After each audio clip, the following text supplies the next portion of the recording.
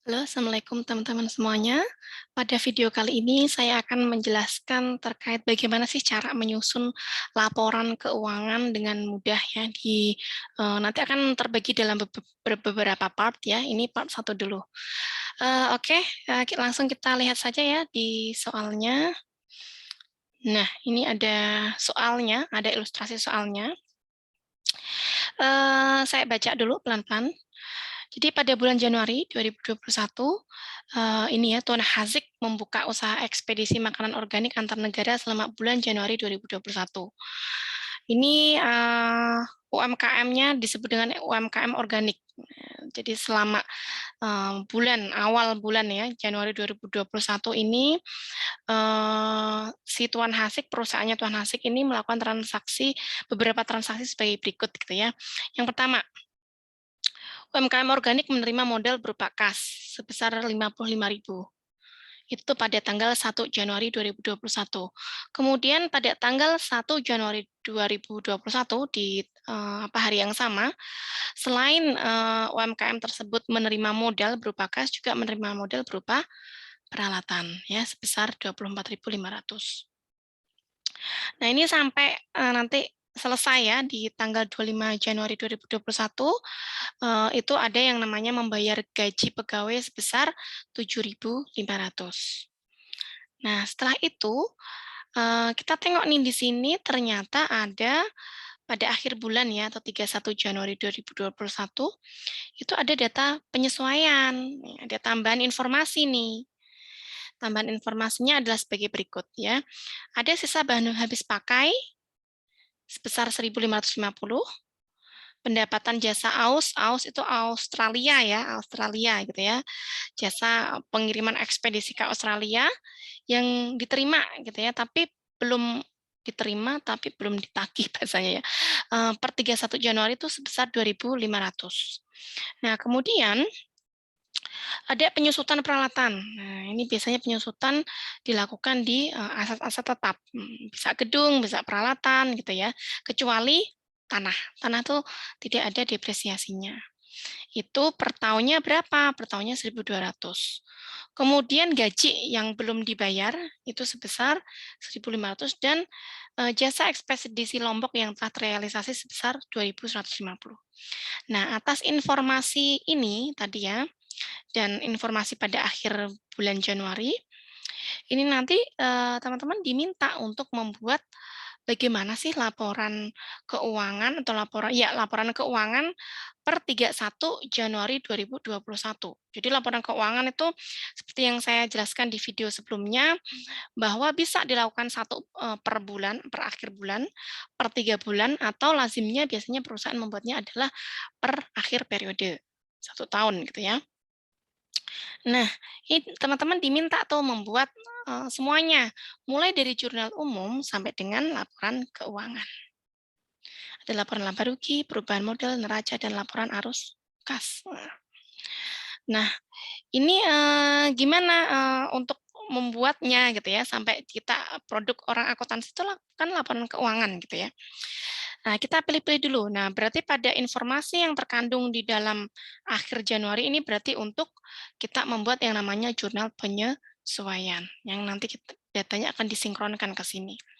Nah, untuk yang ini kita akan membuat jurnal umum dulu. Nah, ini ya, nomor 1, sekarang teman-teman perhatikan, kita akan membuat yang namanya jurnal umum. Jurnal umumnya gimana, Bu? Nah, jurnal umumnya seperti ini. Nah, 1 Januari 2021. Ada transaksi apa tuh? Nah, ada transaksi bahwa UMKM organik ini menerima modal berupa kas. Ya, menerima modal berupa kas. Berarti ini asumsinya adalah modal awal ya, jadi ini baru jadi. Ini berarti apa? Kasnya nambah, Bu. Nah, kasnya nambah saldo normal aset ya. Aset itu di posisi apa? Saldo normalnya adalah di posisi debit. Kas adalah bagian dari aset lancar, makanya dia di debit gitu ya. Kita dapat duit ya, berarti debit. Nah, kemudian kas bertambah sebelah debit. Modal awal dia bertambah sebelah apa? Sebelah kredit. Kenapa dikredit, Bu? Iya, karena dia nanti akan menjadi bagian dari equity gitu ya, atau modal di posisi kredit. Kemudian yang kedua, ini transaksi yang hampir sama ya. Jadi peralatannya bertambah, peralatan itu bagian aset tetap gitu ya. Di posisi debit sebesar berapa? 24.500 dan modal peralatannya nambah sehingga di posisi kredit 24.500. Tanggal 2 Januari membeli peralatan secara kredit. Kalau dia beli peralatan gitu ya, berarti apa dong? Berarti peralatannya tambah, ya kan? Peralatan tambah di sebelah mana? Di sebelah debit, Bu. Nah, tapi dia bayarnya pakai apa? Pakai tunai atau pakai utang? Nah, di sini ada kata-kata kredit. Berarti kita utang. Nah, ternyata beli peralatannya tuh utang. Nah, sehingga saldo normal utang ketika dia bertambah ada di posisi kredit. Nah, tengok ya. Kemudian 5 Januari, membeli bahan habis pakai secara tunai. Nah, beli bahan habis pakai sekali lagi, bahan habis pakai nantinya akan masuk di aset gitu ya.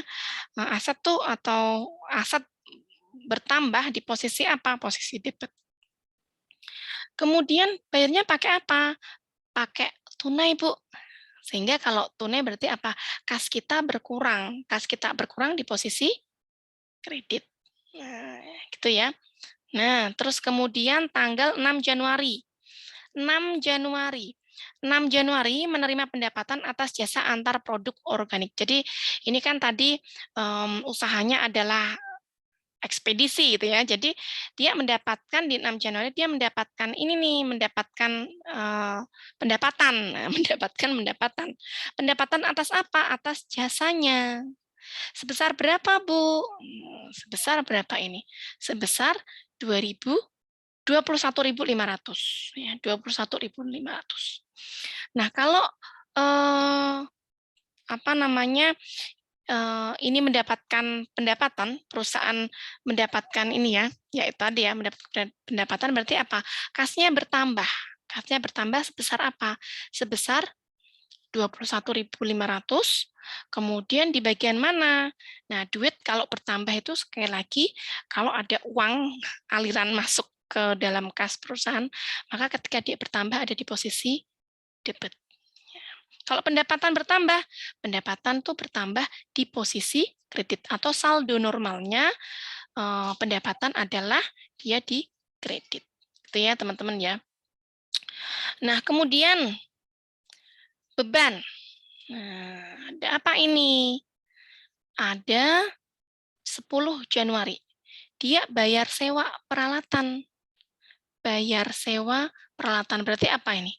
Beban bertambah di posisi debit. Gitu ya. Berarti bebannya nambah. Bebannya nambah sebesar berapa? Sebesar 2.500. Dia belinya dari pakai apa, Bu? Utang apa pakai kas? Di sini tidak ada keterangan kredit ya, tidak ada keterangan utang, tidak ada keterangan kredit gitu ya. Tidak ada keterangan N per 1 atau berapa ya untuk periode utang gitu ya. Berarti kita diasumsikan ya, ini bayarnya adalah tunai. Kalau tunai berarti bayarnya lewat apa? Lewat kas, duitnya kita keluar. Itu ya teman-teman ya. Nah, begitu juga untuk tanggal 12 Januari. Tidak usah saya ulang ya, karena ini logiknya ini sama. Nah, kemudian 14 Januari, ini juga sama nih, kayak tanggal 6 Januari. Di 14 Januari ini ada transaksi nih, menerima pendapatan atas jasa ekspedisi Lombok yang belum dilakukan. Jadi ini asumsinya adalah kita sudah menerima duit, menerima duit, tapi kita belum apa namanya belum melakukan jasa yang seharusnya gitu ya. Maka ini akan kita catat sebagai berikut. 14 Januari ini yang agak beda nih ya, mungkin teman-teman di sini ada yang kurang paham. Kas. Kenapa kas, Bu? Iya dong, kan karena kita udah dapat duit di tanggal 14 Januari. Nah, kemudian ini akun kontranya pendapatan diterima di muka. Nah, apa itu bedanya sama pendapatan jasa, Bu? Kalau pendapatan diterima di muka, ini seolah-olah ini bukan seolah-olah ya, ini nantinya akan jadi utangnya perusahaan. Kenapa utang? Iya dong, kan karena dia sudah dapat duit tapi dia belum melakukan jasa yang seharusnya. Kapan dilakukannya, Bu? Nah, nanti kita tengok di bagian penyesuaian. Kira-kira kapan ini UMKM organik akan menepati janjinya gitu ya, menepati janjinya untuk melakukan pengiriman ya, ke Lombok. Jadi makanya ini dicatat di pendapatan diterima di muka. Di posisi apa? Di posisi kredit. Nah, kemudian yang 16 Januari gitu ya, itu menyelesaikan jasa guide tetapi belum menerima pembayaran. Nah, kalau yang ini beda sama yang tadi. Kalau yang 14 Januari tadi dia sudah dapat kasnya tapi belum melakukan kewajibannya gitu ya. Kalau di 16 Januari dia sudah melakukan kewajibannya, jasanya, tapi dia belum dapat duit. Nah, gimana nyatetnya, Bu? Sehingga dia nyatetnya adalah kita punya yang namanya piutang. Ya, kita punya yang namanya piutang. Kenapa piutang, Bu? Iya dong, piutang itu adalah kita punya apa namanya pihak B gitu ya, pihak luar masih memiliki utang ke kita, itu namanya piutang. Ini nanti ada di bagian aset ketika di laporan keuangan. Jadi ini asetnya nambah di bagian mana? 4.250 dan pendapatan jasa. Kenapa pendapatan jasa, Bu? Iya dong, kan karena ini tadi sudah dilakukan kan? Sudah dilakukan, jasanya sudah dilakukan. Kemudian yang tanggal 20 Januari ya, kemarin ini saya sempat typo ya, di 20 Januari ini ya. Ini adalah Tuan Hasik mengambil uang perusahaan untuk kepentingan pribadi. Nah, jadi ini pemiliknya, jadi ini untuk perusahaan perorangan ya asumsinya ya. Ini si ownernya ini mengambil uang perusahaan untuk kepentingan pribadi. Jadi jurnalnya di mana? Seperti apa, Bu? Jurnalnya adalah di Prive. Kenapa di Prive, Bu? Ya, di Prive adalah bagian dari modal. Modal berkurang ada di bagian apa? Di bagian apa namanya debit. Maka dari itu nanti Prive-nya sebesar 4.500 dan gitu ya. Kasnya karena dia ngambilnya tunai gitu ya. Itu nanti di posisi kredit gitu ya. Untuk penyataan tanggal 20 Januari sebenarnya ada juga yang dia debitnya modal pada kas juga bisa, tapi lazimnya biasanya perusahaan atau orang-orang menggunakan atau di buku ya, itu menggunakan Prive ya, Prive pada kas. Kemudian untuk 21 Januari ini sama ya, menerima pendapatan atas jasa ekspedisi Singapura, logiknya sama, nggak usah saya ulangi. Dan tanggal 22 Januari juga logiknya sama. Bayar beban. Berarti kalau bayar beban itu akan selalu bayar beban sewa, beban gaji, beban beli utilitas gitu ya, perlengkapan gitu ya, macam-macam gitu ya. Itu akan ada di posisi debit, akan selalu di debit ya. Jadi teman-teman diingat-ingat ya, beban bertambah di posisi debit ya, pendapatan bertambah di posisi kredit. Gitu ya. Kontranya apa? Kas. Kenapa kasnya kredit, Bu? Iya dong, karena kan kita ngeluarin yang namanya duit. Kalau duitnya keluar berarti berkurang dong. Kalau berkurang berarti di kredit. Itu ya. Nah, setelah kita selesai melakukan jurnal umum, kita harus menjumlahkannya. Jadi dari tugas kemarin yang saya beri, jika teman-teman benar maka hasilnya adalah sebesar segini, Rp147.900. Ya. Ini debit sama kredit saldonya harus sama. Kalau beda, Bu, berarti ada yang nggak match gitu ya. Nah, setelah melakukan jurnal umum, kita ngapain lagi, Bu? Kita akan buat yang namanya buku besar. Buku besar itu apa, Bu? Buku besar tuh adalah catatan gitu ya, catatan akuntansi yang dia fungsinya adalah untuk mengelompokkan akun-akun. Akun kas dikelompokkan jadi 1, piutang dikelompokkan jadi satu, bahan habis pakai juga dikelompokkan jadi satu. Dari mana, Bu, kita source-nya atau sumbernya? Dari jurnal umum tadi. Nah, langsung saja ya. Buku besar yang pertama adalah akun kas dalam ribuan. Ini saya kasih kode 101. Jadi buku besar ini gitu ya. Ini kolomnya mulai dari tanggal, keterangan, referensi gitu ya.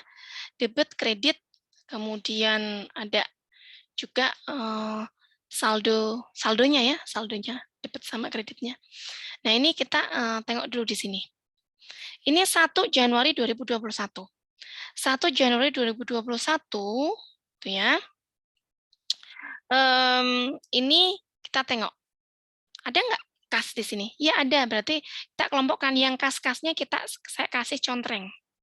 Ya, kita kasih contreng-contreng. Gitu ya, di sini. Nah, kas bertambah 1 Januari. Kita tulis di sini referensinya CU1. Sama kayak ini ya. Kemudian di posisi apa ini? Debit. Berarti kita taruh di sini di debit. Keterangannya apa, Bu? Oh, saya kasih keterangannya bisa macam-macam ya, tapi kalau ini saya kasih nih. Oh, ini kas yang berasal dari tambahan modal awal. Nah, makanya saya kasih modal awal gitu ya.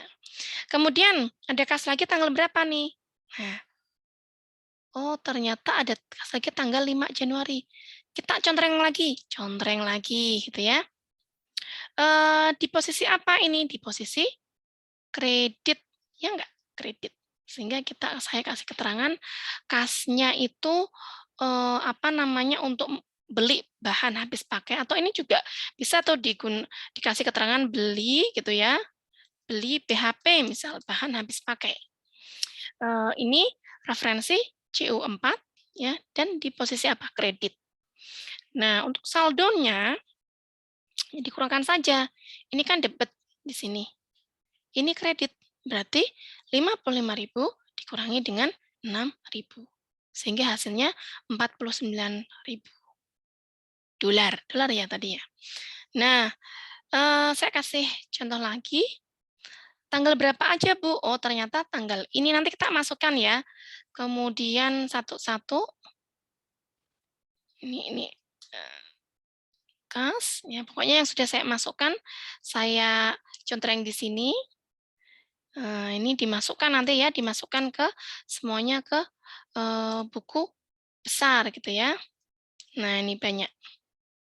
Mana kas-kasnya, Bu? Nih, ini kas-kasnya. Nah,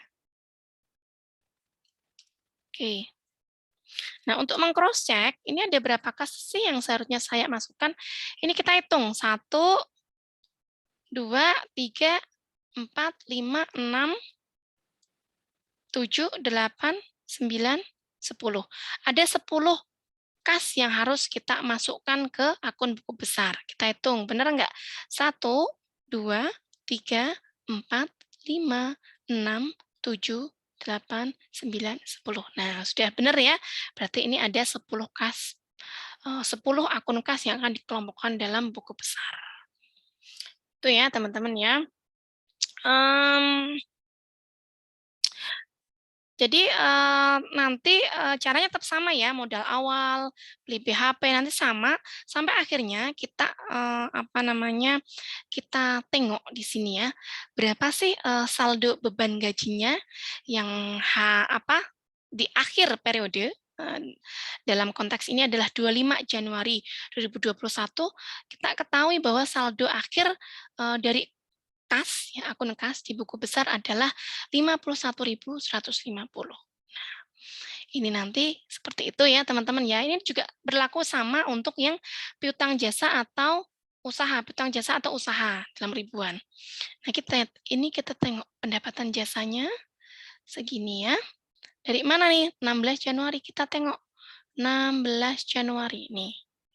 Ya, piutang jasa atau piutang usaha. Saya kasih contreng ya. Nah, saya kasih contreng, piutang usaha atau piutang jasa. Ini ya, teman-teman ya. Nah, kita masukkan ke sini. Saya kasih keterangan piutangnya dari mana? Dari pendapatan jasa. gitu ya. Ini di posisi apa? Debit. Sehingga ini saldonya adalah debit. Saya kasih bold. Berarti ini saldo akun piutang jasa pada di seluruh transaksi ini adalah 4.250. Dan itu sama ya, nanti untuk bahan habis pakai, kita kelompok-kelompokkan. Kemudian untuk peralatan, juga sama. Peralatannya ada berapa nih? Oh, peralatannya ada 1, gitu ya. Kemudian, apalagi 2.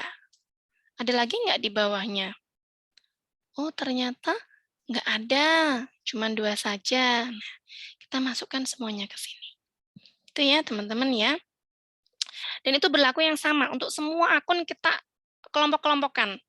Ini kebetulan karena transaksinya sedikit ya. Kalau transaksinya banyak, Bu, ya kita buatnya banyak. Utang dagang misal nanti ada 30 transaksi, kita buat di sini.